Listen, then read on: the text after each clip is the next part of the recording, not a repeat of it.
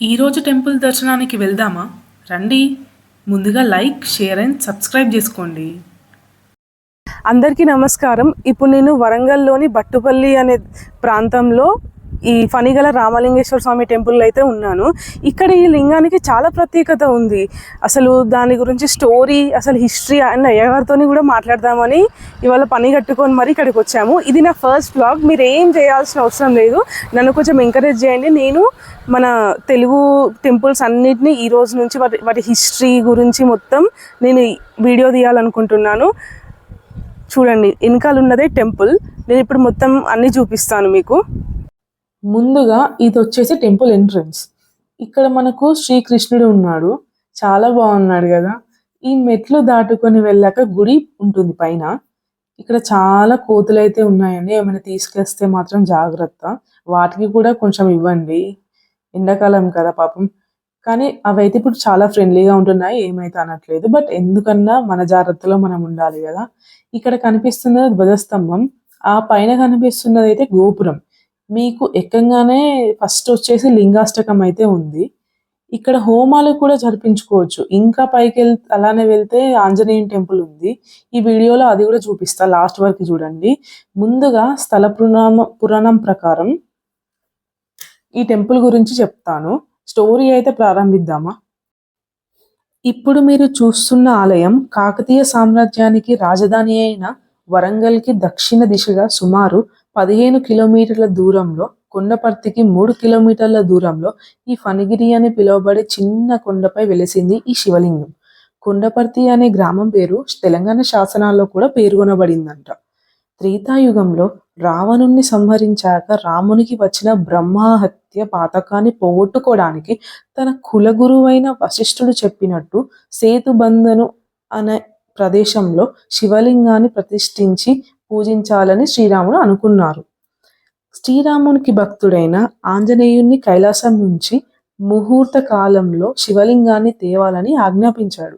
హనుమ వెళ్ళి లింగాన్ని తీసుకొస్తున్న క్రమంలో మధ్యలో సేద తీర్చుకోవడానికి ఆ లింగాన్ని ఫణిగిరిపై దింపాడని, తిరిగి వచ్చేసరికి ముహూర్తం ఆసన్నం కావడం వల్ల లింగం పెట్టిన చోటే ప్రతిష్ఠితమైందని తెలుసుకున్నాడు. అలా పాతుకపోయిన లింగాన్ని తిరిగి తీసుకెళ్లడానికి చేతులతో పికలించి, పిడికిలితో గుద్ది, తూకతో జుట్టి ఎన్ని విధాల ప్రయత్నాలు చేసినా సాధ్యం కాకపోవడంతో మళ్ళీ కైలాసానికి వెళ్ళి మరొక లింగం తీసుకొని రామేశ్వరానికి వెళ్ళాడు.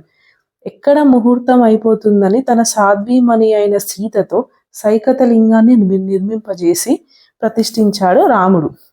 హనుమ చిన్నబుచ్చుకోవడంతో ఆ లింగాన్ని కూడా ప్రతిష్ఠించాడు. దానికి ప్రథమ పూజలు జరిపేలా ఆజ్ఞాపించాడు శ్రీరాముడు. హనుమ ఇచ్చట తెచ్చిన లింగాన్ని గండకీ నదీ తీరం నుంచి తెచ్చాడని, కాశీ నుంచి తెచ్చాడని చాలా కథలున్నాయి. కానీ కైలాసం సాక్షాత్తు శివనిలయం కాబట్టి అక్కడి నుంచే తీసుకొచ్చాడని పేర్కొనబడింది. ఇక్కడ ఫణికొండపై వెలిసిన లింగానికి శ్రీ రామలింగేశ్వర స్వామి అని నామకరణం చేసి ఎండా వానలకు కాపుగా పెద్ద పెద్ద బండరాలను పైకప్పు గొడలుగా ఉంచి వెళ్ళాడు హనుమ.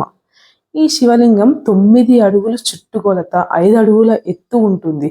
ఇప్పటికీ ఈ శివలింగంపై హనుమ గావించిన పిడికిలి గుద్దులు ఉండడం కనబడుతుంది. సుమారు 120 సంవత్సరాల పూర్వం రావిని వంశం వాళ్ళు వ్యవసాయం చేస్తుండగా పొదల్లో శివలింగం కనిపించగా ఆ వంశస్థులే ఆలయం నిర్మాణం చేశారు.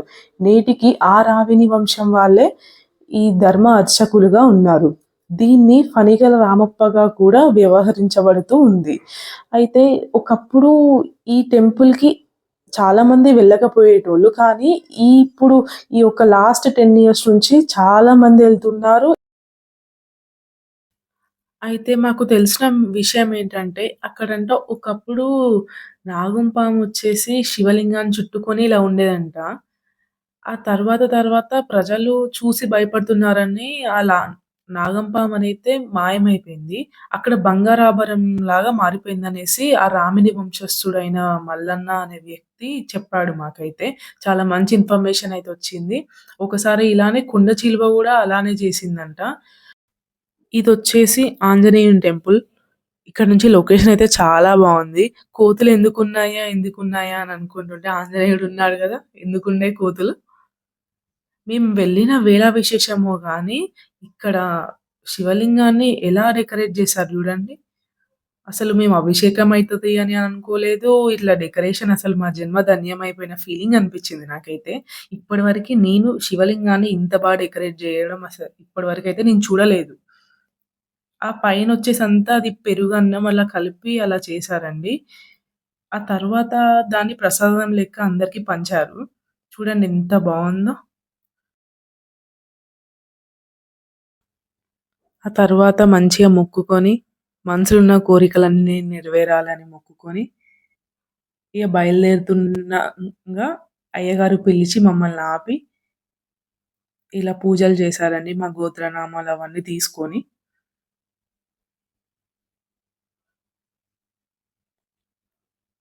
ఇలా మంగళారతి ఇచ్చి, తర్వాత ప్రసాదాలు గూడా పెట్టారండి మాకు. అసలైతే చాలా బాగా అనిపిచ్చింది. అసలు 2 కళ్ళు సరిపోలేదు. నా ఫస్ట్ వ్లాగ్‌లోనే అసలు నాలో మేజర్ చేంజ్ ఒచ్చింది. మీరు గూడా ఏమన్నా కోరికలుంటే గట్టిగా కోరుకోండి. ఇలా భజన కూడా చేశాం మేము. ఓం నమః శివాయ, ఓం నమః శివాయ అని ధ్యానం చేశాము. నేనైతే 108 సార్లు ధ్యానం చేశాము. ఇదైతే దగ్గర నుంచెలైతే మీరు కూడా చూసేయండి.